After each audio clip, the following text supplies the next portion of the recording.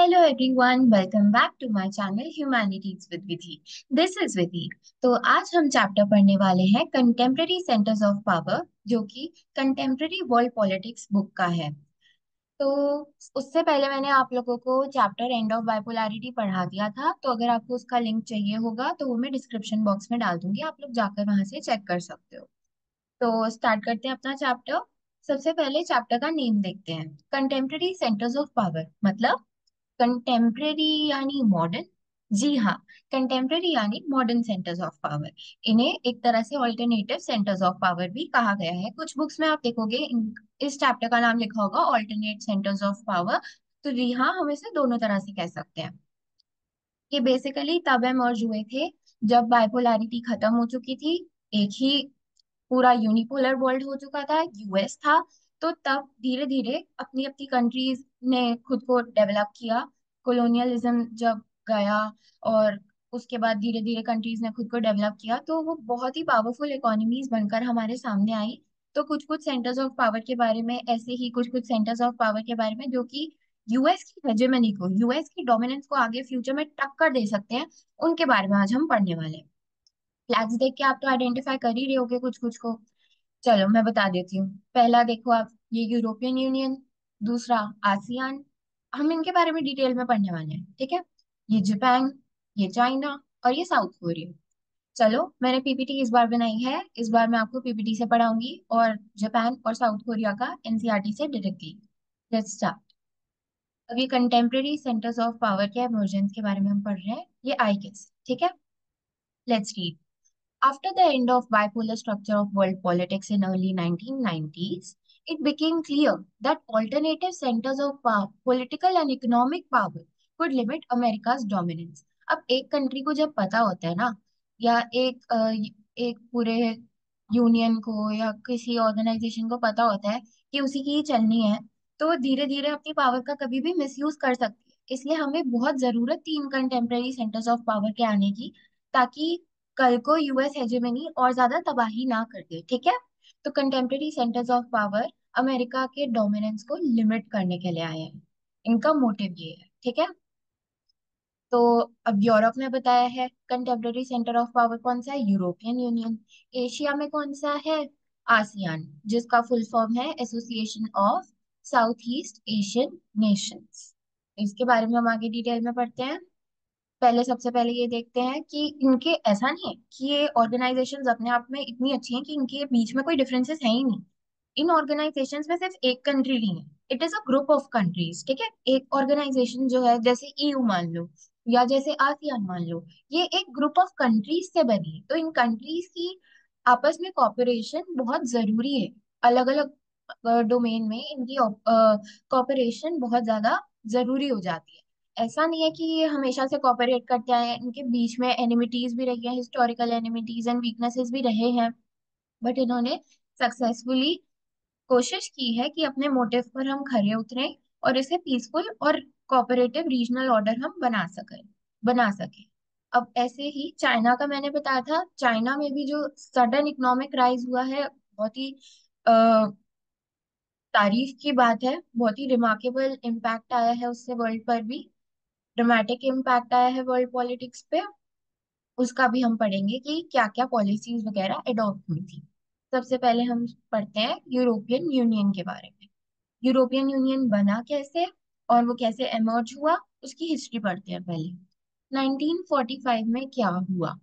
1945 में, 1945 का पीरियड आप साथ में ना ध्यान में माइंड में रखा करो। हमने लास्ट लास्ट चैप्टर में क्या पढ़ा था, 1945 से 1991 तक। इस पूरे पीरियड के बीच में क्या चल रहा था, कोल्ड वॉर चल रहा था। तो 1945 ये कोल्ड वॉर के ही ईयर की बात हो रही है, ठीक है। European states confronted ruin of their economies and destruction of the assumptions and structures on which Europe had been founded. Economy पूरी रुइन हो चुकी थी, पूरे मतलब एंथुजियाज्म से उन्होंने यूरोप फाउंड किया था कि अब इसको हम बहुत अच्छे से चलाने वाले हैं। इसको हम बहुत अच्छे से लोगों का, उसमें सिटीजन्स के ही लिबर्टी वगैरह का ख्याल रखने वाले हैं। सब कुछ धरा का धरा रह गया 1945 में। अब 1945 के ही बाद कोल्ड वॉर की वजह से, क्योंकि दो हमने यूरोप कितना इम्पोर्टेंट पार्ट है पढ़ा नहीं था कि वेस्टर्न यूरोप जो था वो सारा के सारा यूएसए का पार्ट बन चुका था कोल्ड वॉर के टाइम पे, और ईस्टर्न पार्ट जो था वो सारा यूएसएसआर के पास था। तो यूरोपियन यूनियन की ही तो हम बात कर रहे हैं ना। तो यूरोपियन यूनियन अभी बना नहीं है, हम बता रहे हैं कि कोल्ड वॉर में European integration was aided by the cold war, मतलब यूरोपियन इंटीग्रेशन बहुत जल्दी जल्दी होने लग गई थी कोल्ड वॉर के टाइम पर। अब वो ऐसा क्यों हुआ? क्योंकि दोनों कंट्रीज को, मतलब दोनों ब्लॉक्स को, यूएस और यूएसएसआर को अपने पास बहुत सारी कंट्रीज रखनी थी, तो वो इंटीग्रेट होती नहीं। ठीक है। तो मार्शल प्लान क्या था? ये अमेरिका हेल्प थी एक तरह से यूरोप की इकोनॉमी को रिवाइव करने के लिए। ठीक है। और फिर उसके बाद ये चेन ऑफ इवेंट्स है, इसके बाद क्या बना उसके बाद क्या बना ये आप देख लो। यूएस ने एक कलेक्टिव सिक्योरिटी स्ट्रक्चर भी बनाया अपनी नेटो के अंदर। नेटो यानी नॉर्थ अटलांटिक ट्रीटी ऑर्गेनाइजेशन, मैंने लास्ट चैप्टर में भी समझाया था। ये एक मिलिट्री अलायंस है यूएस का। ठीक है। अब बताया जाता है मार्शल प्लान के under organisation for European economic cooperation यानी OEEC भी एस्टैब्लिश हुई थी। कब? 1948 में। क्यों? To channel aid to western European states. अब देख लो सिर्फ वेस्ट है, और ये किसने बनाई थी? मार्शल प्लान के अंडर थी ना। और मार्शल प्लान किसने बनाया था? यूएस ने। और वो वेस्ट को क्यों हेल्प कर रहा है? क्योंकि वेस्ट को उसे अपने काबू में करना है, वेस्टर्न यूरोप को उसने अपने काबू में करना है। ठीक है। अभी मैं फ्लैग को भी आगे बताती हूँ, पहले हम इस चेन ऑफ इवेंट्स को कंप्लीट करते हैं। और ये जो था, इसका मतलब इस ऑर्गेनाइजेशन का मोटिव क्या था और काम क्या था? It was a forum for trade and economic issues. ठीक है। उसके बाद इस्टेब्लिश हुआ काउंसिल ऑफ यूरोप का 1949 में। अब हमने इकोनॉमिक कोऑपरेशन तो कर ली, अब हमें पॉलिटिकल कोऑपरेशन की भी तो जरूरत है ना। तो हमने काउंसिल ऑफ यूरोप एस्टेब्लिश करवाया। ठीक है। फिर एस्टैब्लिश हुई उसके बाद यूरोपियन इकोनॉमिक कम्युनिटी 1957 में। और ये भी कैपिटलिस्ट, यूरोपियन कैपिटलिस्ट कंट्रीज यानी कि वेस्ट यूरोप के साइड पर जो जो कैपिटलिस्ट यूएस की आइडियोलॉजी को फॉलो कर रहे थे उनमें एस्टैब्लिश हुई। इसके बाद बना यूरोपियन पार्लियामेंट। अब पार्लियामेंट भी फॉर्म हो चुका है। ठीक है। उसके बाद फाइनली जब सोवियत यूनियन कोलैप्स हुआ 1991 में, तो यूरोप की इंटीग्रेशन और ज्यादा फास्ट ट्रैक पर हो गई। इसके बाद साइन हुई ट्रीटी ऑफ मैस्ट्रिच, और उसके बाद फाइनली यूरोपियन यूनियन आ गया। कब? 1992 में, just after the disintegration of Soviet union. 1991 में डिसइंटीग्रेशन हुआ, 1992 में यूरोपियन यूनियन फॉर्म हो गया। अब इसका फाउंडेशन, मतलब किसी भी चीज की नींव होती है ना। आप किसी भी चीज को मतलब घर बनता है, उसकी नींव होती है, फाउंडेशन कहते हैं उस नींव को। तो ऐसे ही उन्होंने यूरोपियन यूनियन बनाया, किस मोटिव से, क्या सोच के? उन्होंने सोचा कि हम एक common foreign and security policy रखेंगे, कॉपरेशन होगी हमारी जस्टिस एंड होम अफेयर्स पे, और क्रिएशन ऑफ सिंगल करेंसी होगी जो कि सारी यूरोपियन स्टेट्स में फॉलो होगी, एक ही करेंसी। यूरोपियन यूनियन का फ्लैग देखो, यूरोपियन यूनियन का फ्लैग में आप देख रहे होगे ये गोल्ड कलर के स्टार्स हैं, इनका मीनिंग क्या है? Solidarity and harmony between peoples of Europe. ठीक है। इसमें आप काउंट करोगे तो 12 स्टार्स हैं, और 12 स्टार्स क्यों है? Because this number 12 is traditionally the symbol of perfection, completeness and unity. ठीक है। ये आपकी एनसीईआरटी में भी दिया है, आप देख सकते हो। अब यूरोपियन यूनियन के हम आ जाते हैं स्ट्रेंथ्स पे। यूरोपियन यूनियन किन किन चीजों में अच्छा है? ठीक है। Strengths of European Union. It has started to act more as a nation state and has evolved from time to time from an economic union to a political one. अब सिर्फ इकोनॉमिक डिसीजंस या फिर economic trade वगैरह से related चीजें नहीं होती, उसके साथ ही साथ पॉलिटिकल डिसीजंस भी होते हैं। ये एक सुप्रा नेशनल ऑर्गेनाइजेशन है। ठीक है। मतलब एक जगह ये लोकेटेड होगी, और यूरोपियन यूनियन में क्योंकि बहुत सारे कंट्रीज ने जुड़ने के लिए हाँ बोली है, तो वो एक तरह से रेगुलेट करेगी और वही सिस्टम बाकी कंट्रीज में चलेगा, जो भी उसके लिए हामी भरेगा उसके लिए।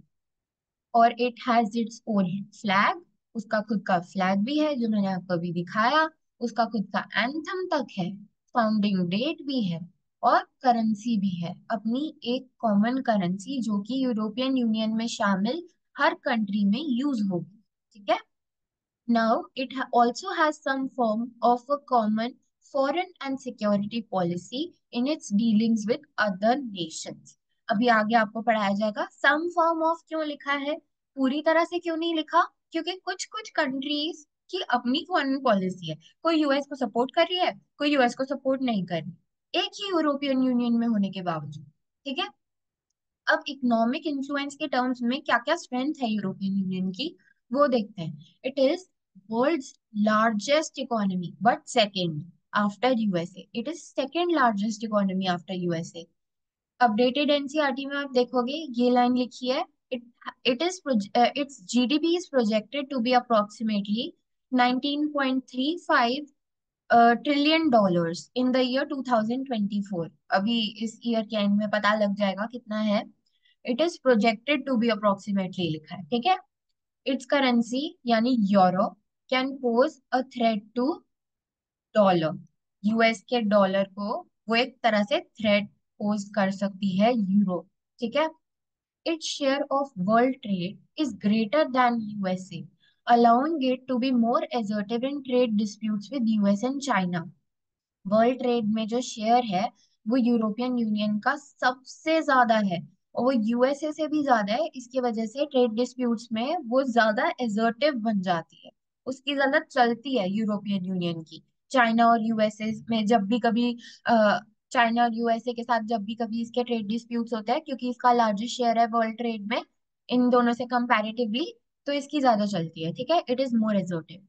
Its economic power gives its influence over its closest neighbors। इतनी बड़ी इकोनॉमी होने की वजह से इसके क्लोजेस्ट नेबर्स में इसकी इन्फ्लुएंस बहुत ज्यादा है, और तो और एशिया और अफ्रीका में भी बहुत है। ठीक है। It also functions as an important bloc in international institutions such as World Trade Organization। जाहिर सी बात है, आप इसका मैप गूगल पे भी देख सकते हो, एनसीईआरटी में भी बना हुआ है। आप देखोगे कितनी ज्यादा कंट्रीज शामिल है, मतलब कि आप देख के हैरान हो जाओगे। इसके वजह से ये बहुत ही मेजर इंपॉर्टेंट ब्लॉक है काफी सारी इंटरनेशनल इंस्टीट्यूशंस में, जिन जिनों में इसने एनरोल किया हुआ है। पॉलिटिकल एंड डिप्लोमेटिक इन्फ्लुएंस क्या है, अभी हमने पढ़ी इकोनॉमिक इन्फ्लुएंस, अब हम पढ़ेंगे पॉलिटिकल एंड डिप्लोमेटिक इन्फ्लुएंस। इसका जो एक मेंबर है ईयू का, फ्रांस, वो परमानेंट मेंबर है किसका, यूनाइटेड नेशंस सिक्योरिटी काउंसिल। अब आपको पता है 5 कंट्रीज ही, अभी तक सिर्फ 5 कंट्रीज ही यूनाइटेड नेशन सिक्योरिटी काउंसिल की परमानेंट मेंबर्स हैं, और नॉन परमानेंट मेंबर्स कितने हैं, 10। और वो कब चेंज होते हैं, हर 2 साल बाद चेंज होते हैं। ठीक है। और परमानेंट मेंबर्स परमानेंट ही रहते हैं। ठीक है। तो फ्रांस एक परमानेंट मेंबर है यूनाइटेड नेशन सिक्योरिटी काउंसिल का, which is a very big thing. Other members of EU are also non-permanent members of United Nations Security Council। ऐसा नहीं है कि एक ही मेंबर है यूरोपियन यूनियन का यूनाइटेड नेशन सिक्योरिटी काउंसिल में, और भी मेंबर्स हैं पर वो नॉन परमानेंट है। But united nation security council में इटसेल्फ एक मेंबर होना is a very big thing for a country. इसकी वजह से it has enabled it to influence some of the US policy. US भी, अगर आपने चैप्टर इंटरनेशनल ऑर्गेनाइजेशंस पढ़ लिया है, नहीं तो मैं भी आगे वीडियो लाऊंगी उस पे, तो आप उसमें आगे पढ़ोगे कि यूएस भी खुद भी एक इम्पोर्टेंट मेंबर है यूनाइटेड नेशन सिक्योरिटी काउंसिल में, इवन एक परमानेंट मेंबर है वो। तो क्योंकि इसके इतने ज्यादा मेंबर्स हैं यूनाइटेड नेशन सिक्योरिटी काउंसिल में, मतलब नॉन परमानेंट तो है ही है, एक परमानेंट खुद भी है, तो उसकी वजह से बहुत सारे यूएस पॉलिसीज को वो इन्फ्लुएंस कर पाते हैं। ठीक है। एग्जाम्पल दे रखा है यहाँ पे, करंट पोजीशन जो भी डिबेट चल रही है यूनाइटेड नेशन सिक्योरिटी काउंसिल में ईरान के न्यूक्लियर प्रोग्राम पे, तो वो इन्फ्लुएंस कर पा रहा है यूएस की पॉलिसी को और यूएस की करंट पोजीशन को यूएनएससी में। Its use of diplomacy, investments, and negotiations has been effective in case of its dialogue with China on human rights and environmental degradation। ठीक है। उसकी डिप्लोमेसी का उसने बहुत अच्छा यूज किया है, इन्वेस्टमेंट्स भी बहुत ज्यादा की हैं, नेगोशिएशंस भी की हैं, और वो बहुत ज्यादा इफेक्टिव भी रही हैं, as in the case of dialogue with China इन्होंने दे रखा एग्जाम्पल में, ह्यूमन राइट्स और इन्वायरमेंटल डिग्रेडेशन के टॉपिक पर। अब इसकी मिलिट्री इन्फ्लुएंस भी है, चलो जाने क्या है वो। यूरोपियन यूनियन का जो कंबाइंड फोर्सेस हैं वो सेकंड लार्जेस्ट है वर्ल्ड में। कंबाइंड फोर्सेस यानी सारी कंट्रीज के, यूरोपियन यूनियन जो कॉन्स्टिट्यूट करती हैं उन सारी कंट्रीज के मिलाकर टोटल स्पेंडिंग जो है डिफेंस पर, वो सेकंड लार्जेस्ट है वर्ल्ड में यूनाइटेड स्टेट्स के बाद। EU's member France has nuclear arsenals of approximately 335 warheads। और फिर उसके बाद एंड में ये बताया है कि as a supra national organisation, क्योंकि वो एक ही जगह से कंट्रोल कर रही है पूरे यूरोपियन यूनियन की स्टेट्स को, कंट्रीज को, तो EU is able to intervene in economic, political and social areas अपनी कंट्रीज के। अब जानते हैं कि इतनी अच्छी अच्छाइयां होने के बावजूद वीकनेसेस क्या हैं यूरोपियन यूनियन की। Let's start. Attempts to have a constitution for EU have failed। मतलब एक कॉमन कॉन्स्टिट्यूशन तक नहीं बन पाई है। In many areas, member states have their own foreign relations and defense policies that are often at odds with each other। जैसा कि मैंने आपको अभी बताया, कोई किसी को सपोर्ट करेगा, कोई किसी को सपोर्ट करेगा, एक ही ऑर्गेनाइजेशन का पार्ट होने के बावजूद। एग्जाम्पल देखो, Britain's prime minister Tony Blair was America's partner in Iraq invasion। Iraq invasion आपको पढ़ाया जाएगा अभी। तो उसमें टोनी ब्लेयर जो था वो अमेरिका का पार्टनर था। मतलब देख लो, अमेरिका को वो सपोर्ट कर रहा था। और तो और बाकी न्यूअर मेंबर्स जिन्होंने EU कंपोज किया, EU बनाया, और ज्यादा ऐड होते रहे EU में मेंबर्स, तो उन्होंने भी US led coalition of the willing बनाया। मतलब उसमें वो उन्होंने वो भी सपोर्ट कर रहे थे US led coalition of the willing को। बट जर्मनी और फ्रांस ने अमेरिकन पॉलिसी को अपोज किया, वो इस हक में नहीं थे। There is also a deep-seated Euroscepticism in some parts of Europe about EU's integrationist agenda। के साथ रह भी पाएगा कि नहीं यूरोपियन यूनियन, और वो जुड़ के रख भी पाएगा कि नहीं। क्यों? क्योंकि एग्जाम्पल देखो, Britain's former prime minister Margaret Thatcher kept UK out of the European market. मतलब यूरोपियन मार्केट से ही दूर रखा अपने ब्रिटेन को। डेनमार्क और स्वीडन ने तो मैस्ट्रिक्ट ट्रीटी तक साइन नहीं की। और तो और adoption of euro, the common European currency को भी उन्होंने मना कर दिया कि हम नहीं यूरो अडॉप्ट कर रहे भाई, हम नहीं कर रहे। This limits EU's ability to act in matters of foreign relations and defense। अब कंट्रीज इतनी स्कैटर्ड रहेंगी, कोई किसी को सपोर्ट करेगा, कोई किसी को सपोर्ट करेगा, तो फॉरेन रिलेशंस और फॉरेन पॉलिसी तो जी बन नहीं सकती। कॉमन फॉरेन पॉलिसी के लिए तुम्हें पता होगा तुम्हारे करीबी नेशंस कौन से हैं, कौन से एनिमी नेशंस हैं। अब जब सबकी अलग अलग करीबी नेशंस और एनिमी नेशंस है, तो ऐसे कॉमन फॉरेन पॉलिसी तो नहीं बन सकती ना, कॉमन फॉरेन रिलेशंस नहीं बन सकते। तो बस EU इस चीज में भी वीक है। अब second contemporary centre of power पे आते हैं, which is association of south East Asian Nations, ASEAN. ASEAN, अब ये कैसे फॉर्म हुआ? इसको मैंने तीन पार्ट्स में डिवाइड किया है। पहला है before and during war. War में यहाँ पर सेकंड में जैसे लिखा है आफ्टर द वॉर, वॉर का मतलब है वर्ल्ड वॉर 2, ठीक है। Before and during world war 2 इस रीजन में बहुत सारा परेशानी भरा माहौल था। This region suffered economic and political consequences of repeated colonialisms।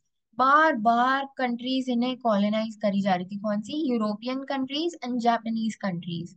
इसकी वजह से ये इकोनॉमिक कॉन्सिक्वेंसेस भी फेस कर रहे थे और साथ ही साथ पॉलिटिकल कॉन्सिक्वेंसेस भी फेस कर रहे थे। अब वॉर के बाद क्या हुआ? Problems of nation building. जब भी कोई कंट्री इंडिपेंडेंट होती है तो उसको ये प्रॉब्लम्स फेस करनी पड़ती हैं नेशन बिल्ड करने की। फिर उसके बाद पॉवर्टी भी बहुत प्रिवेल करती है, अब अपने इंडिया में भी थी। इकोनॉमिक बैकवर्डनेस भी था, जैसे आसियान में साउथ ईस्ट एशियन कंट्रीज की बात हो रही है यहाँ पे आसियान में, ठीक है। Pressure to align with one power और another during the cold war, ठीक है। क्योंकि कोल्ड वॉर का पीरियड चल रहा था जैसा कि मैंने बताया, तो किसी एक पावर के साथ अलाइन करने का भी प्रेशर था इन कंट्रीज पर जब ये इमर्ज हो रही थी, ठीक है। South East Asian countries didn't want to join the NAM either. NAM क्या है? Non aligned movement. Non aligned movement थी इसलिए कि हमें किसी भी एक पावर के साथ अलाइन नहीं होना है, हमने नैम बना लिया है, हम अलग रहेंगे। हम किसी भी एक पावर के साथ अलाइन नहीं हो सकते। अब साउथ ईस्ट एशियन कंट्रीज को नैम भी ज्वाइन नहीं करना था। क्यों? Because they thought it to be too ineffective in establishing the conventions for informal cooperation and interaction. Hence ASEAN was established. इन्हें तीनों में से कोई भी विकल्प अच्छा नहीं लगा। पहला विकल्प था कि यूएस के साथ जुड़ जाओ, दूसरा यूएसएसआर के साथ जुड़ जाओ, तीसरा अलग ही हो जाओ भाई, नाम में आ जाओ। तुम्हें मतलब किसी एक ब्लॉक के साथ अलाइन ही नहीं होना। तो उन्हें ये कमियां दिख गई नाम में, तो उन्होंने कहा कि हम नाम के साथ भी अलाइन नहीं होना चाहते, तो उन्होंने अपनी एक ऑर्गेनाइजेशन बनाई जिसका नाम रखा आसियान, ठीक है। उसका ये फ्लैग है। इसमें फिलहाल क्योंकि 10 कंट्रीज पार्ट है आसियान की, तो 10 स्टॉक्स बनाए हुए हैं, 10 स्टॉक्स ऑफ पैडी यानी rice, which represent 10 south East Asian countries bound together in friendship and solidarity. The circle symbolizes the unity of ASEAN. ये जो सर्कल है, ठीक है। आगे देखते हैं। आसियान कब एस्टैब्लिश हुआ? 1967 में। ईयर याद रखना बहुत इंपॉर्टेंट है। पहले देखते हैं कि सारी एक साथ 10 कंट्रीज नहीं थी जब आसियान एस्टैब्लिश हुआ, सिर्फ 5 थी। ओवर द इयर्स 5 और जुड़ी। जो मेन कंट्रीज थी जिन्होंने ज्वाइन किया आसियान वो थी Indonesia, Malaysia, Philippines, Singapore and Thailand. अब जैसे हमने पढ़ा यूरोपियन यूनियन के केस में कि जब भी कोई इंस्टीट्यूशन या ऑर्गेनाइजेशन फॉर्म होती है, तो कोई ट्रीटी साइन होती है, कोई फॉर्मल ट्रीटी साइन होती है। उसके में ट्रीटी ऑफ मैस्ट्रिच साइन हुई थी, इसके में बैंकॉक डेक्लेरेशन साइन हुई थी, जो कि इन पांचों कंट्रीज ने साइन किया, जिसके वजह से आसियान 1967 में एस्टैब्लिश हुआ। ओवर द इयर्स मैंने बताया 5 और कंट्रीज ने ज्वाइन कर लिया, जिनके नाम यहाँ दिए हैं। ब्रुनेई दारुसलाम, वियतनाम, लाओपीडियार, म्यांमार जिसको बर्मा भी कहा गया है, और कैम्बोडिया। अब आई अंडरस्टैंड इन 5 कंट्रीज का तो आप नाम आसानी से लर्न कर ही लोगे जिन्होंने मेनली एस्टेब्लिश किया आसियान को। बाकी ये थोड़ी एंड की भी आपको लर्न हो ही जाएंगी वैसे तो, बट कुछ लोगों को जैसे डिफिकल्टी आती है, मुझे खुद भी आई थी ऑनेस्टली, कि इन 10 का नाम मैं कैसे याद रखूंगी। आगे जाके चैप्टर में आप पढ़ोगे एक और ऑर्गेनाइजेशन आएगी 7, उसमें भी 7 कंट्रीज हैं, तो आप कैसे ही लर्न करोगे। चलो मैं आपको एक्रोनिम बता देती हूँ, मैंने अपने टाइम पे देखा था। एमबीबीएस क्लिप टीवी, मतलब इसके इनिशियल से हर कंट्री का नाम आ जाएगा, ठीक है। बट आप देखोगे उसमें दो भी हैं। तो यहाँ पे जैसे म्यांमार को बर्मा लिखा है ना, बस उस एक्रोनिम में म्यांमार को बर्मा कर देना बस, बाकी तुम्हें सारी कंट्रीज लर्न हो जाएंगी।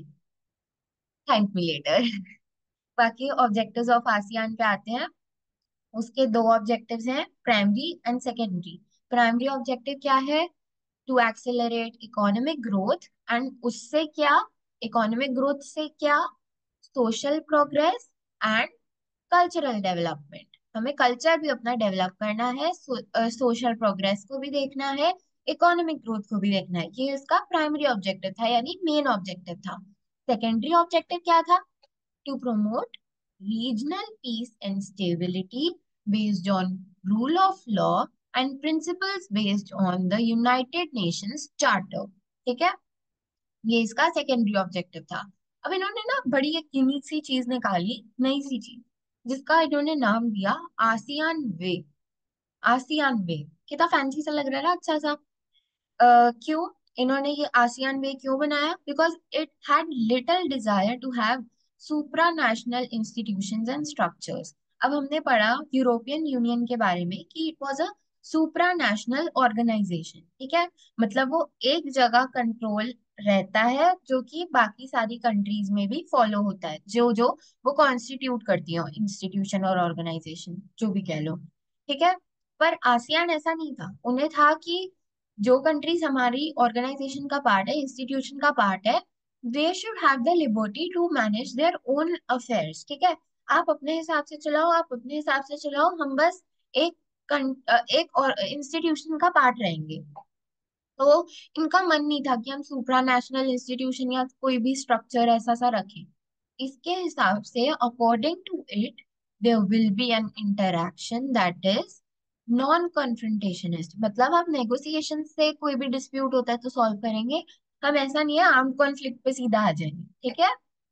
इनफॉर्मल होगी हमारी इंटरैक्शन, और तो और कोऑपरेटिव इंटरैक्शन होगी। क्रिटिकल एस्पेक्ट क्या था आसियान वे का? Respect for national sovereignty.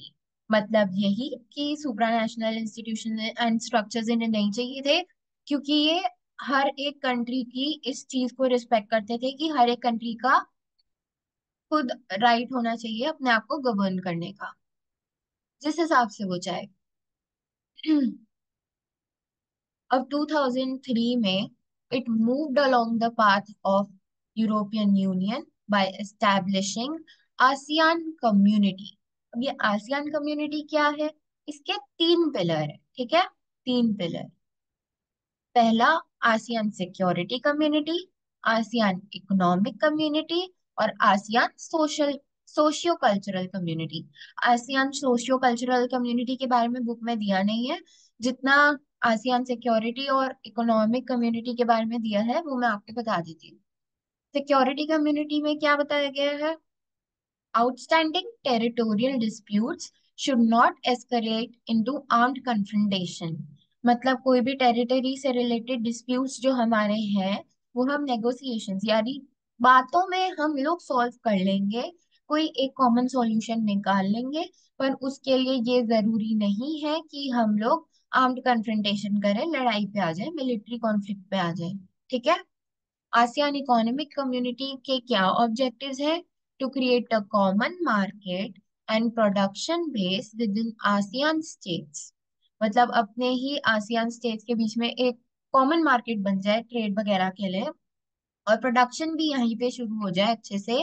And to aid social and economic development in the region. और तो और आसियान इकोनॉमिक कम्युनिटी क्या करती है, मतलब क्या एम करती है करने में?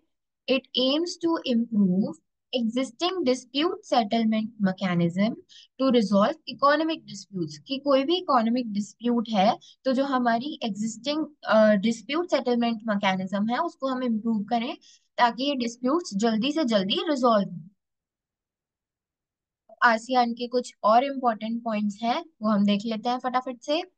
By 2003, many agreements were signed and member states promised to uphold peace, neutrality, cooperation, non-interference, and respect for national differences and sovereign rights।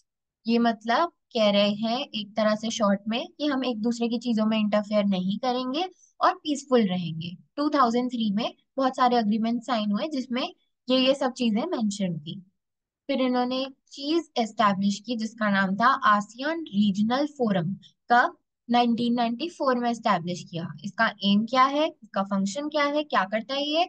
It carries out coordination of security and foreign policy. कि foreign policy और security से related जितना भी काम है वो ये ASEAN regional forum देखता है, और ये उसकी कोऑर्डिनेशन देखता है, ठीक है। प्रिंसिपली यानी मेनली एक तरह से आसियान जो था और जो अभी भी है, वो एक तरह से इकोनॉमिक एसोसिएशन ही है। इकोनॉमिक चीजों में ही इनकी ज्यादा कॉपरेशन देखी गई है। इसकी इकोनॉमी का जो रेट ऑफ ग्रोथ है वो यूएस, यूरोपियन यूनियन और जापान, जबकि ये इतनी छोटी इकोनॉमी है रीजन एज अ होल, इसका जीडीपी, मतलब मैं आपको इसको आराम से समझाती हूँ। इसका जीडीपी जो होगा रीजन एज अ होल, वो कंपैरेटिवली यूरोपियन यूनियन, यूएस और जापान से होगा तो कब? पर rate of growth region as a whole की इनसे कई ज्यादा है, इन तीनों से कई ज्यादा है। इसकी वजह से इसकी बहुत ज्यादा इन्फ्लुएंस है अपने रीजन में भी और उसके बाहर भी, बियॉन्ड भी। आसियान ने काफी चीजों पे बहुत ज्यादा फोकस किया है। पहला है on creating a free trade area. इसके वजह से कितने ज्यादा इन्वेस्टमेंट्स अट्रैक्ट होंगे, है ना। यहाँ पे आगे ही लिखा है देखो, on creating a free trade area for investment, comma, labour and services. ठीक है। अब देखो, यूएस और चाइना पीछे नहीं रहने वाले, फ्री ट्रेड एरिया मिल रहा है भाई। तो US and China have already moved fast to negotiate free trade areas with ASEAN. वो एकदम से इमर्ज हुए कि चलो, let's negotiate free trade areas with ASEAN and let's invest है। ठीक है। आसियान की विजन 2020 क्या कहती है? It will play more outward looking role in the international community, encourage negotiation over conflicts in the region। वही, कितनी पीसफुल है ऑर्गेनाइजेशन ये। It also mediated the end of Cambodian conflict. मतलब ये कैम्बोडियन कॉन्फ्लिक्ट को खत्म कराने के लिए आसियान ने मीडिएट किया, यानी बीच में आया और बहुत इंपॉर्टेंट रोल प्ले किया। और सिर्फ यही नहीं, ईस्ट तिमोर क्राइसिस में भी। और वो खुद भी ईस्ट एशियन कॉपरेशन पे डिस्कस करने के लिए हर साल यानी एनुअली मिलती रहती है। इंडिया ने भी 3 आसियान मेंबर्स के साथ ट्रेड अग्रीमेंट साइन किए हैं, और वो 3 मेंबर्स हैं Malaysia, Singapore and Thailand. Very important. इस चैप्टर पे डेट्स भी बहुत इंपॉर्टेंट है, और ये छोटी छोटी चीजें भी बहुत इंपॉर्टेंट है, इसलिए मैंने इसे इतना ऑर्गेनाइज करके लिखा है। आप चाहो तो स्क्रीनशॉट्स भी ले सकते हो, उससे बहुत इजी हो जाएगा पढ़ने में, क्योंकि बुक में इट्स रनिंग पैराग्राफ्स में लिखा है। तो इसमें मैंने ऑर्गेनाइज करके लिखा है, तो वो आपको इजी हो जाएगा पढ़ने के लिए। ASEAN India Free Trade Area came into effect in 2010। ठीक है। अब हम आते हैं चाइना पे। Rise of Chinese economy. हमने दो मेंबर्स के बारे, मतलब दो कंटेम्प्रेरी सेंटर्स ऑफ पावर के बारे में ऑलरेडी पढ़ लिया है, विच इज पहला यूरोपियन यूनियन, दूसरा आसियान। तीसरा पढ़ेंगे हम चाइना के बारे में। अब चाइना में इतना इकोनॉमिक सक्सेस कैसे है? क्योंकि उसके 1978 में रिफॉर्म्स ही इतने अच्छे थे जिनकी वजह से इकोनॉमी ग्रो कर पाई। ठीक है। अब कहा जाता है, it is projected to overtake US as the world's largest economy by 2040। वो तो आगे जाके पता लगेगा। ठीक है। ये चाइना का फ्लैग आप देख सकते हो, यू मस्ट बी फेमिलियर वैसे तो। बाकी अब हम जानते हैं what contributes to its strength and influence. इतना इन्फ्लुएंशियल कैसे है भाई ये चाइना, इतना पावरफुल कैसे है? अब इसके बहुत सारे फैक्टर्स हैं, एक ही फैक्टर नहीं है। पहला, कि वो इकोनॉमिकली भी बहुत ज्यादा पर है भाई। इकोनॉमिकली तभी तो वो 2040 में ओवरटेक करेगा यूएस को, कहा जा रहा है। अब वो तो आगे ही जाके पता लगेगा। उसकी economy is very large, population भी बहुत ज्यादा, एंड चाइना काफी वर्क करते रहता है अपनी पॉपुलेशन को एसेट बनाने में, ताकि वो उसकी इकोनॉमी को ग्रो करने में मदद करे। लार्ज पॉपुलेशन लायबिलिटी ना बने। लैंड मास भी इतना ज्यादा है, आप देख सकते हो कि चाइना का मैप कभी खोल के देखना, कितना बड़ा है वो, कितना बड़ा एरिया है उसका। रिसोर्सेज भी बहुत ज्यादा है। रीजनल लोकेशन इतनी बढ़िया है उसकी कि वो ट्रेड वगैरह के लिए इजी हो जाता है उसकी। और पॉलिटिकल इन्फ्लुएंस भी बहुत ज्यादा अच्छी है, चाइना की अच्छी खासी पॉलिटिकल इन्फ्लुएंस है। Steps taken for the growth of Chinese economy. अब चाइनीज इकोनॉमी ग्रो हुई, पर उसके लिए क्या क्या किया गया, क्या क्या उनके लीडर्स ने किया, अब हम वो जानेंगे। पर मैंने इसे ना आप लोगों की कन्वीनियंस के लिए वन, यहाँ पे आप देख सकते हो 1 और 2 ब्लैक सर्कल्स में, इसमें डिवाइड किया है। इसका रीजन ये है कि पहले वाले जो लीडर था, माओ, माओ जो था, माओ जेडोंग, तो उसके अंडर थोड़ी बहुत ही ज्यादा रिस्ट्रिक्टेड सी चाइनीज इकोनॉमी थी, बहुत ही ज्यादा क्लोज्ड थी। ठीक है। वो ओपन नहीं थी, मतलब ग्लोबलाइज्ड वर्ल्ड में नहीं थी इतनी। और दूसरे वाले में बल्कि थोड़ी थोड़ी उसने इंटरनेशनली रिलेशंस अपने अलग अलग कंट्रीज से सेटअप करने शुरू कर दिए। तो वो, मैंने उसको ऐसे डिवाइड कर दिया कि आपको पढ़ने में आसानी हो जाए। स्टेप्स टेकन में पहला हम देखते हैं, people's republic of China was established in 1949। जब इंडिया इंडिपेंडेंट हुई तब वो 1947 में हुई। चाइना 1949 में, under the leadership of leader Mao. Leader उस टाइम पर माओ था, ठीक है। अब उसकी इकोनॉमी जो थी वो बेस्ड थी सोवियत मॉडल पे, यानी उसकी आइडियोलॉजीज हमने क्या पढ़ी थी? Communism and socialism. So yes, जिसने भी, चाइना ने भी यही फॉलो किया। उसे कम्युनिस्ट चाइना भी पहले कहा जाता था। चाइना उस टाइम पर बहुत ज्यादा इकोनॉमिकली बैकवर्ड था, तो उसकी वजह से वो सोवियत यूनियन की मदद पर और उसकी एडवाइस पर बहुत ज्यादा रिलाय करता था। उस टाइम पर चाइना ने इंपोर्ट सब्स्टिट्यूशन पॉलिसी फॉलो कर रखी थी। उसने कहा था कि जितना भी कुछ होगा भाई, हम लोग यहीं पर प्रोड्यूस कर लेंगे। डोमेस्टिक प्रोडक्शन को उसने इनकरेज किया था, और चाइना ने बाहर से इंपोर्ट्स करने बंद कर दिए थे। It created a state-owned heavy industrial sector from the capital accumulated from agriculture. अब ये जो इकोनॉमी थी वो इंडस्ट्रियलाइज थी लार्ज स्केल पर। माओ के आपने रिफॉर्म्स पढ़े होंगे, इकोनॉमिक्स में आपको पढ़ाए जाएंगे, लास्ट चैप्टर इंडियन इको का, ठीक है, उसमें भी आप पढ़ोगे ये सारा। एम्प्लॉयमेंट और सोशल वेलफेयर जो था वो सब सिटीजन्स के लिए इंश्योर्ड था। सोशल वेलफेयर, चाहे वो एजुकेशन हो, चाहे वो हेल्थ के टर्म्स में हो। अब इतना अच्छा अच्छा होने के बावजूद ड्रॉबैक्स क्या थे? चलो देखते हैं। इकोनॉमी ग्रो तो हुई, और वो भी काफी अच्छे रेट पर, 5 से 6% के रेट पर जैसा कि हमने पढ़ा पॉपुलेशन बहुत ज्यादा है, तो ऐसे ही हर साल 2 से 3% ग्रोथ पॉपुलेशन में थी।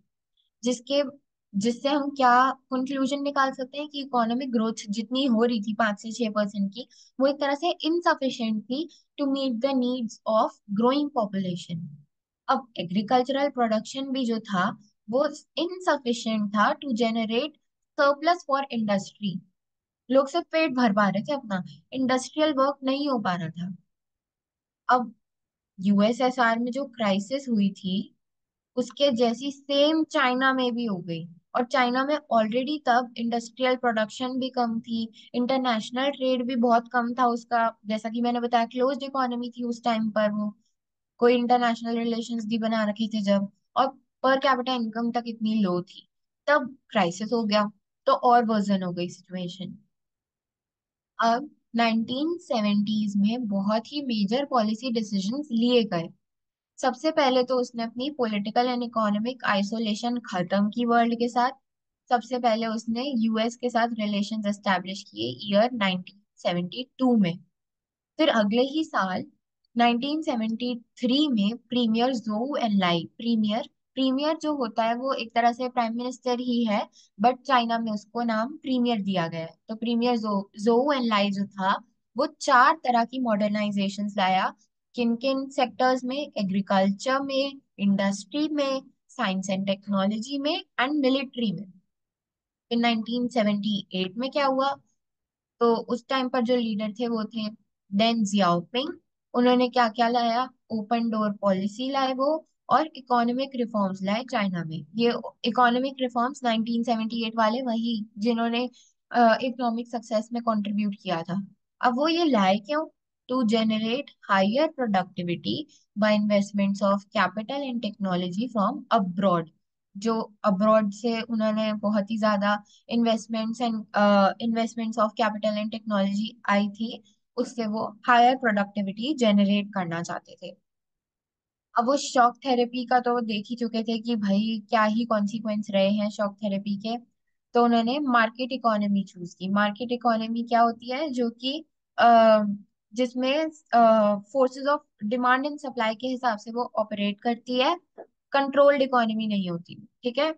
Trade barriers eliminated only in SEZs, यानी स्पेशल इकोनॉमिक जोन्स में, जहाँ पर ऑफ कोर्स हम लोग इन्वेस्टमेंट्स वगैरह ट्रैक करने के लिए स्पेशल इकोनॉमिक जोन्स हर कंट्री बनाती है। तो वहां पर इन्होंने ट्रेड बैरियर्स भी एलिमिनेट कर दिए थे टू अट्रैक्ट इन्वेस्टमेंट्स, ठीक है।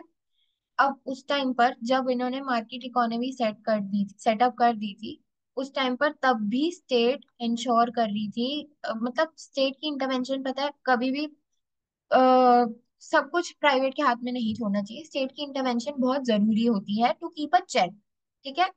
ताकि हर सिटीजन को सब मिल रहा है कि नहीं मिल रहा। तो स्टेट अभी भी सेंट्रल रोल प्ले करती है मार्केट इकोनॉमी को सेट करने के लिए। स्टेट पीछे से हेल्प करती है और स्टेट पीछे से चेक रखती है। अब उन्होंने प्राइवेटाइजेशन तो करनी थी, क्योंकि अब इतना सब कुछ वो लॉस में जा रहे थे। तो उन्होंने एग्रीकल्चर और इंडस्ट्री की प्राइवेटाइजेशन की, बट अलग अलग ईयर्स में, एक साथ नहीं। एग्रीकल्चर की 1982 में, एंड इंडस्ट्री की 1998 में। अब हमने उसके ड्रॉबैक्स पढ़े, इसके आउटकम्स पढ़ते हैं। इसकी वजह से इकोनॉमी स्टैग्नेशन से तो बाहर आ गई, ग्रोथ शुरू हो गई इकोनॉमी की। अब प्राइवेटाइजेशन जो हमने कर दिया था एग्रीकल्चर का, उसके वजह से रिमार्केबल राइज हुआ एग्रीकल्चरल प्रोडक्शन में और रूरल इनकम्स में। Such a nice thing. High personal savings, जब सेविंग्स बढ़ गई रूरल इकोनॉमी में, इसके वजह से रूरल इंडस्ट्री में भी बहुत ज्यादा ग्रोथ देखने को मिली हमें। Chinese economy, including both industry and agriculture, grew at a faster rate. पहले से अब काफी faster rate पर वो grow होने लग गई थी। न्यू ट्रेडिंग लॉज जो सेटअप करे गए और creation of special economic zones, उसकी वजह से फॉरेन ट्रेड में भी बहुत ज्यादा राइज देखने को मिला, बहुत ही ज्यादा evident and phenomenal rise. China जो है अब बहुत ही इम्पोर्टेंट डेस्टिनेशन बन चुकी है फॉरेन डायरेक्ट इन्वेस्टमेंट की। और क्योंकि उसके पास बहुत ज्यादा फॉरेक्स रिजर्व्स यानी फॉरेन एक्सचेंज रिजर्व्स हैं, तो वो बहुत अलग अलग कंट्रीज में इन्वेस्टमेंट करने के काबिल है।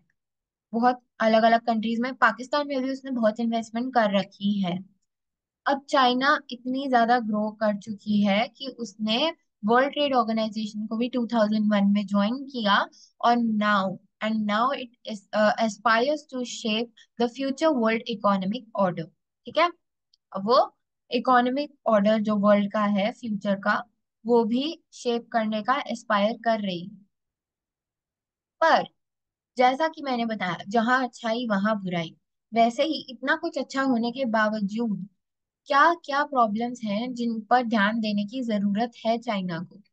पहली बात, रिफॉर्म्स के बेनिफिट्स अनइक्वल रहे हैं। ठीक है। हर एक सेक्शन ऑफ सोसाइटी को उतने बेनिफिट्स नहीं मिले हैं। अनएम्प्लॉयमेंट जो है वो तो सौ वो तो इतनी बढ़ चुकी है कि 100 मिलियन लोग अभी भी जॉब ढूंढ रहे हैं वहां पर। Female employment and conditions for work इतनी बुरी है जितनी बुरी यूरोप में 18th और 19th सेंचुरीज में हुआ करती थी। Environmental degradation and corruption have increased, besides a rise in economic inequality between rural and urban residents and coastal and inland provinces. Economic inequality भी इतनी बढ़ चुकी है, जो वो डिस्पैरिटीज इंक्रीज कर रही है। और इन्वायरमेंटल डिग्रेडेशन भी बहुत ज्यादा हो चुका है at the cost of development. तो हम देखते हैं इंडिया और चाइना के रिलेशंस कैसे रहे हैं। मैंने इसे भी डिवाइड कर दिया है before the advent of western imperialism और आफ्टर देयर इंडिपेंडेंस। पहले before the advent of western imperialism पढ़ते हैं, चाइना के बारे में। It had considerable influence and control on the periphery of its borders based on it's unique tributary system. उसके tributary system के basis पर उसके अपने कोनों कोनों तक के बॉर्डर पर बहुत अच्छे से इन्फ्लुएंस और कंट्रोल था। चाइना के लॉन्ग डायनास्टिक रूल के टाइम पर बहुत कंट्रीज जैसे मंगोलिया, कोरिया, तिब्बत, और तो और इंडो चाइना के कुछ parts parts of Indo China, इन्होंने चाइनीज अथॉरिटी को एक्सेप्ट किया। चाइना की अथॉरिटी को यानी चाइना के कंट्रोल को, चाइना के रूल को एक्सेप्ट किया। इंडिया का अब देखते हैं। इंडिया में उस टाइम पर बहुत ज्यादा वेरियस किंगडम्स एंड एम्पायर्स थे। तो इन्होंने भी बहुत ज्यादा अपनी वो कहते हैं ना, एम्पायर बढ़ाने की कोशिश करते हैं, साम्राज्य बढ़ाने की कोशिश करते हैं अपने बॉर्डर से बाहर। तो वो उन्होंने भी करने की कोशिश की। पर इस दौरान इन दोनों कंट्रीज की आपस में कुछ एज सच इंटरेक्शन नहीं थी। ये कब मिले, इनकी कन्फ्रंटेशन कब हुई? पहली डायरेक्ट कन्फ्रंटेशन कब हुई? 20th सेंचुरी में। अब इनके इंडिपेंडेंस के बाद देखते हैं क्या था। एक होप थी कि they both would come together to shape the future of the world and Asia particularly. ठीक है। कहा था कि एक होप थी लोगों में कि हो सकता है कि ये फ्यूचर ऑफ द वर्ल्ड को एक साथ मिलकर शेप करें, एकदम मिलजुल कर रहे हैं। और उसी उसी दौरान हिंदी चीनी भाई भाई हमने भी बहुत सुना है ना। हिंदी चीनी भाई भाई स्लोगन भी बहुत पॉपुलर था उस टाइम पर। अब इनके बीच में टेंशन किन किन बातों पर हुई? Military conflict over areas of Arunachal Pradesh and Aksai Chin region of Ladakh. कब? 1962 में ये मिलिट्री कॉन्फ्लिक्ट हुई थी। ये हम दूसरी बुक में पढ़ेंगे, politics in India since independence वाली में। अब चाइना ने तिब्बत को भी एनेक्स कर लिया था, उसके वजह से भी इंडिया और चाइना के रिलेशंस खराब हुए, क्योंकि उन्होंने उस टाइम पर एक अग्रीमेंट साइन करा हुआ था। ये भी हम उसी बुक में पढ़ेंगे। 25 अप्रैल को साइन हुआ था वो अग्रीमेंट, जिसका नाम था पंचशील अग्रीमेंट। बेसिकली चाइना का तिब्बत पर कंट्रोल लेना उसके एक प्रिंसिपल को वायलेट कर रहा था। इसी वजह से इस पर भी टेंशन्स थे, इस टॉपिक पर भी टेंशन्स थे इंडिया और चाइना के बीच में। अब इन दोनों कंट्रीज के बीच में रिलेशंस कब सुधरने शुरू हुए? 1976 में जाकर। The change in political leadership of China from mid to late 1970s made its policy more pragmatic यानी practical and less ideological। Ideology के बेसिस पे कभी भी हमें अपनी पॉलिसी बनानी ही नहीं चाहिए। आपने देखा यूएस और यूएसएसआर के बीच में कोल्ड वॉर की फाइट ही क्यों थी? आइडियोलॉजीज के पीछे। तो जो new leadership I, political leadership I China में, जो न्यू लीडर आया मिड टू लेट 1970s के बीच में, उन्होंने अपनी पॉलिसी जो है, चाइना की पॉलिसी जो है, काफी प्रैक्टिकल बना दी, आइडियोलॉजिकल कम कर दी। 1981 में सीरीज ऑफ टॉक्स इनिशिएट हुए बॉर्डर इशू से रिलेटेड, ताकि उसे रिजॉल्व किया जाए जल्द से जल्द। अब जब से कोल्ड वॉर खत्म हुआ है, रिलेशंस जो हैं दोनों कंट्रीज के, they have a strategic as well as an economic dimension. Because Why? Because both are rising powers in global politics. India भी fifth largest economy of the world है currently. So both are economically also very strong, बहुत powerful countries हैं। India और China दोनों ही, both are the two most populous countries in the world. अभी आपको पता है, बस रिसेंटली ही इंडिया ने ओवरटेक किया है चाइना को as the most populous country in the world. But पहले चाइना था most populated country in the world. Rajiv Gandhi ने चाइना में विजिट कब किया था? दिसंबर 1988 में। I am again repeating, dates are very important. They can be asked as a one marker in MCQ also, board exams में भी बहुत पूछी जाती हैं, सीयूईटी में खासकर। ठीक है। राजीव गांधी ने जब चाइना में विजिट किया दिसंबर 1988 में, उसके वजह से एक इंडो चाइना रिलेशंस के बीच में एक बहुत ही ज्यादा अच्छा सुधार आया। ठीक है। Since then, governments of both these countries have taken measures and tried to maintain peace and tranquility. Tranquility is the basically higher term, higher version वाली term used for peace only. ठीक है, on the border। हम्म। तब से governments ने government दोनों countries की governments ने ensure किया कि हम पीस बनाकर रखें बॉर्डर पर। उसके बाद इन्होंने बहुत ज्यादा अग्रीमेंट साइन किए। किन किन चीजों में? Cultural exchanges and cooperation in science and technology, and they also opened 4 border post for trade. ठीक है। इंडिया चाइना ट्रेड जो है बहुत ज्यादा ग्रो करे जा रहा है। 1999 से वो 30% पर ईयर ग्रो कर रहा है। तो उसी की वजह से बायलेटरल ट्रेड जो है इन दोनों के बीच में, वो $338 मिलियन इन 1992 से बढ़कर $84 बिलियन हो चुका है 2017 में। रिसेंट डेटा में और ज्यादा ग्रोथ हो जाएगी। आपको पता होगा, आपने देखा होगा चाइनीज टॉयज वगैरह में कितना कुछ मिलता है इनके बीच में। इन दोनों कंट्रीज के बीच में ट्रेड बहुत ज्यादा बढ़ चुका है। ग्लोबल लेवल पर देखा जाए तो इन्होंने ऑलमोस्ट सिमिलर पॉलिसीज अडॉप्ट कर रखी है अलग अलग ऑर्गेनाइजेशंस, जैसे कि वर्ल्ड ट्रेड ऑर्गेनाइजेशन में ऑलमोस्ट सिमिलर पॉलिसीज। तो मतलब बहुत ज्यादा फ्रेंडली ये कंट्रीज हो सकती हैं, बट कुछ कुछ चीजें अभी हम आगे मैं पढ़ाती हूँ, उनकी वजह से नहीं हो पा रही। ठीक है। More recently, they have also agreed to cooperate on issues that would otherwise create conflict, such as bidding. Bidding यानी एक तरह से negotiating for price, bidding for energy deals abroad. तो उन्होंने काफी ज्यादा कॉपरेट करना शुरू कर दिया इन इश्यूज पे, वैसे इश्यूज पे जिन पे देखा जाए तो लड़ाई हो सकती थी। उन्होंने कॉपरेट करने की कोशिश की है, लड़ाई रोकने की कोशिश की है, ऐसे टाइप के इश्यूज पे। काफी इश्यूज हैं, बट एक का एग्जांपल दिया है बुक में। ठीक है। एरियाज ऑफ टेंशन अब हम देखते हैं इंडो चाइना रिलेशंस में क्या क्या थे बेसिकली।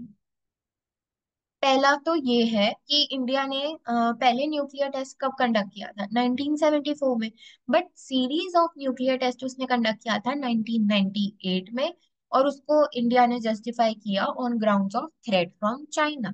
ठीक है। तो ये भी एक तरह से टेंशन, एरिया ऑफ टेंशन ही हो गया इंडो चाइना रिलेशंस में।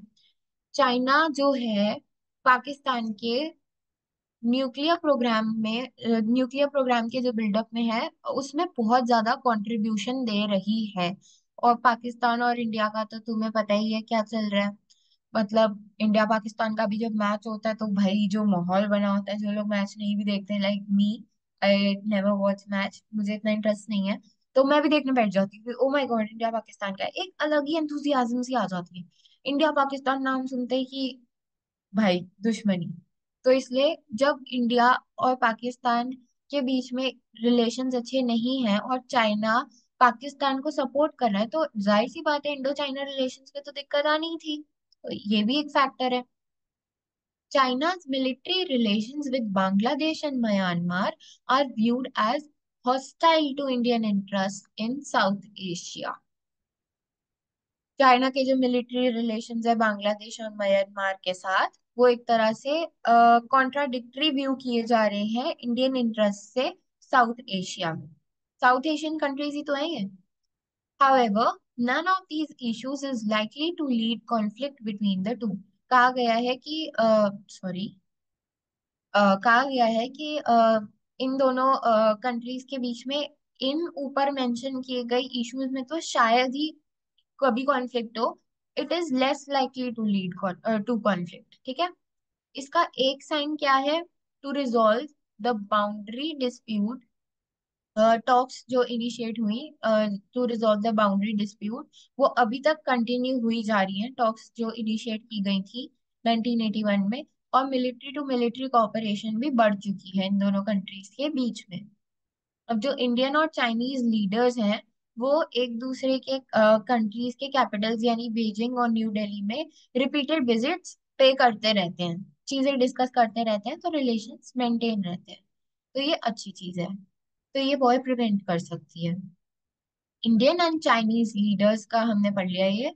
उसके बाद है increasing transportation and communication links, common economic interests, and global concerns should help establish a more positive and sound relationship. इन दोनों कंट्रीज के बीच में इतना कुछ कॉमन है, तो हो सकता है कि इनकी रिलेशनशिप इस वजह से, कॉमन इंटरेस्ट की वजह से इम्प्रूव हो जाए। रीसेंट इश्यूज क्या है, तीन रीसेंट इश्यूज बुक में मेंशन किए गए हैं। बॉर्डर डिस्प्यूट्स, वही अक्साई चिन रीजन और अरुणाचल प्रदेश के बीच, अरुणाचल प्रदेश वाला बॉर्डर, और कुछ कुछ बॉर्डर और भी अलग अलग एरियाज का, नॉर्थ ईस्टर्न एरियाज मेनली, जहां पर चाइना एनेक्स करने की कोशिश कर रहा है। चाइना पाकिस्तान इकोनॉमिक कॉरिडोर, आप इसका गूगल पर सर्च करके देख सकते हो, बुक में मेंशन नहीं है। But China Pakistan economic corridor basically trade वगैरह के लिए है, चाइना और पाकिस्तान के लिए।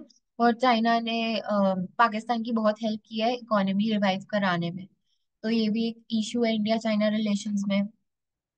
और बेसिकली वो ना इंडियन बॉर्डर पे भी, इंडियन टेरिटरी पे भी क्रॉस होता है चाइना पाकिस्तान इकोनॉमिक कॉरिडोर, जिसको सीपीईसी भी बोला गया है। तो ये भी एक प्रॉब्लम है, क्योंकि एक तरह से इन्वेड हो रही है इंडिया की टेरिटरी। चाइना सपोर्ट पाकिस्तान को, जो कि यूएन में, यूनाइटेड नेशंस में, क्योंकि इंडिया ने बोला था कि काउंटर टेररिज्म के खिलाफ था इंडिया, तो चाइना ने पर पाकिस्तान को सपोर्ट कर दिया जहां पर सबसे ज्यादा टेररिज्म देखा गया है। ठीक है। अब हम देखते हैं, हमने इंडिया चाइना के बारे में भी पढ़ लिया, रिलेशंस के बारे में, तीन पावर्स के बारे में भी पढ़ लिया, कंटेम्प्रेरी सेंटर्स ऑफ पावर। अब दो और contemporary centres of power emerging हैं, जो कि हैं जापान एंड साउथ कोरिया। देखते हैं, ये भी बॉक्स बुक में दे रखे हैं, आप लोग देख लेना। मैं बता देती हूँ, जापान इतना ज्यादा डेवलप्ड है, जस्ट जनरल बता रही हूँ अभी मैं, बुक में से नहीं, कि हमें पता है कि जापान में बहुत कम नेचुरल रिसोर्सेज हैं जिनसे वो कुछ कर सकता है, पर शायद ही कुछ कर सकता है, बट उसने अपने ह्यूमन रिसोर्सेज को इतना अच्छा कर रखा है कि जापान टेक्नोलॉजी के मामले में देखो तो भाई टॉप नॉच है। ठीक है। तो जापान की बहुत ज्यादा फेमस कंपनीज भी हैं, जैसे कि Sony, Panasonic, Canon, Suzuki, Honda, Toyota, Mazda. ये हमने कितनी सुनी है, और ये जापानीज कंपनीज हैं। ठीक है। दे have a reputation for making high technology products. बहुत ज्यादा टेक्नोलॉजिकली डेवलप्ड है Japan. Japan has a very few natural resources and imports most of its raw materials from other countries. Even then, it has progressed rapidly after the end of Second World War. Japan has become a member of Organization for Economic Cooperation and Development OECD का 1964 में। ठीक है, 1964 है। One second. हाँ, 2017 में इसको third largest economy घोषित कर दिया गया था। पूरी दुनिया में ये थर्ड लार्जेस्ट इकोनॉमी बन चुकी है। ये इकलौता एशियन मेंबर है ग्रुप ऑफ सेवन यानी G7 में, इकलौता एशियन मेंबर। और तो और ये 11th मोस्ट पॉपुलस नेशन है पूरे वर्ल्ड में। यहाँ पे भी आप देख सकते हो ऐसे टेक्नोलॉजी का एग्जांपल, की टेक्नोलॉजिकली कितना डेवलप्ड है जापान, उसका एग्जांपल। अब देखें, Japan is the only nation that suffered the destruction caused by nuclear bombs. Nuclear bombs, अब तो आपको याद आ जाना चाहिए, हिरोशिमा नागासाकी बॉम्बिंग जापान में ही तो हुई थी। तो यही सबसे ज्यादा डिस्ट्रक्शन फेस कर रहा था उस टाइम पर नेशन। पर फिर भी it is the second largest contributor to the regular budget of United Nations. Basically ये 10% ऑफ यूनाइटेड नेशंस बजट जो है उसमें कंट्रीब्यूट करता है। इसका यूनाइटेड स्टेट्स के साथ सिक्योरिटी अलायंस है 1951 से, और आर्टिकल 9 के हिसाब से it declares, Japan declares, the Japanese people for ever renounce war as a sovereign right of the nation and threat or use of force as means of settling international disputes। अगर आप पहले के articles पढ़ते Japan के, तो pol science students ने 11th में पढ़ा होगा कि जापान एक बहुत ही पीसफुल कंट्री है। वो वॉर को हमेशा लास्ट यूज में ही रखता है।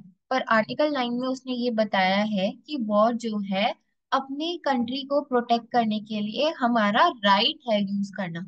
और थ्रेट और यूज ऑफ फोर्स हम तभी करेंगे जब इंटरनेशनल डिस्प्यूट्स को सेटल करना इस तरीके से जरूरी हो जाएगा और नेगोशिएशन से फर्क नहीं पड़ रहा होगा।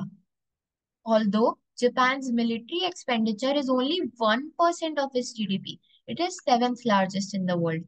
अब सोचो, सेवेंथ लार्जेस्ट मिलिट्री एक्सपेंडिचर है, तो आप तो यही सोचोगे ना कितना ज्यादा, मतलब मिलिट्री में एक्सपेंडिचर करता होगा ये, पर उसके जीडीपी का वो सिर्फ एक परसेंट है, वो सिर्फ 1% है। अब आप सोच लो उसका जीडीपी कितना ज्यादा होगा जापान का। अब सिर्फ जापान ही नहीं, साउथ कोरिया भी है कंटेम्प्रेरी यानी एमर्जिंग सेंटर ऑफ पावर। ये लास्ट हम पढ़ रहे हैं, इसके बाद चैप्टर फिनिश है। The Korean peninsula was divided into South Korea यानी republic of Korea and North Korea यानी democratic people's republic of Korea at the end of second world war along the 38th parallel। ठीक है। The Korean War during 1950 to 53 and the dynamics of the Cold War era further intensified the rivalries between two sides.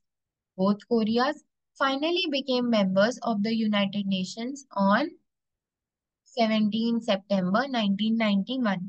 दोनों Korea यानी north Korea south Korea दोनों United nation के member एक साथ ही बने 17 सितंबर 1991 में। Meanwhile, South Korea emerged as a center of power in Asia. between the 1960s and 1980s. It rapidly developed into an economic power. इतना economically developed हो चुका था ये, which is termed as a miracle on the Han River. Han River Seoul city में है, Korea में, south Korea में। तो वहां पर एक तरह से बोला गया miracle on the Han River कि ये इकोनॉमिक पावर बन गया, signaling its all-round development. South Korea became a member of OECD in 1996. OECD यही जिसका मैंने जापान में पढ़ा है, organisation for economic cooperation and development, OECD, ठीक है। जापान बना था उसका मेंबर 1964 में, और साउथ कोरिया बना 1996 में, ठीक है। It's economy is the 11th largest in the world. 11th largest economy है साउथ कोरिया, ठीक है। और इसका मिलिट्री एक्सपेंडिचर 10th लार्जेस्ट है वर्ल्ड में। ह्यूमन डेवलपमेंट रिपोर्ट जो है 2016 में जो पब्लिश हुई थी, उसके अकॉर्डिंग एचडीआई रैंक जो है साउथ कोरिया की 18 है, विच इज वेरी गुड, ठीक है। उसके मेजर फैक्टर्स रिस्पॉन्सिबल क्या है? Successful land reforms, rural development, extensive human resources development, rapid equitable economic growth, and other factors such as export orientation, strong redistribution policies, public infrastructure development, effective institutions and governance. South Korea के भी कुछ popular brands के नाम यहाँ पर दिए हैं। Samsung, हर तीसरे चौथे बंदे के पास सैमसंग का फोन होता है, वो साउथ कोरियन ब्रांड है। Samsung, LG, Hyundai have become renowned in India. ये तो सभी को पता है। Numerous agreements between India and South Korea signify their growing commercial and cultural ties. बहुत ज्यादा और अग्रीमेंट साइन किए गए हैं इंडिया और साउथ कोरिया के बीच में, जिसकी वजह से दिख रहा है कि कमर्शियली और कल्चरली दोनों कंट्रीज पास आ रही हैं, ठीक है। तो बस यहीं तक हमारा चैप्टर था, ये चैप्टर खत्म हो जाता है। थैंक यू मेरी वीडियो देखने के लिए, thank you so much for watching. Stay tuned, मैं आगे और भी चैप्टर्स की वीडियोस लाती रहूंगी। अगर आपको मेरी वीडियो पसंद आई तो do like share and subscribe. मैं अगली वीडियो जल्दी लाऊंगी, तब तक के लिए take care and bye bye.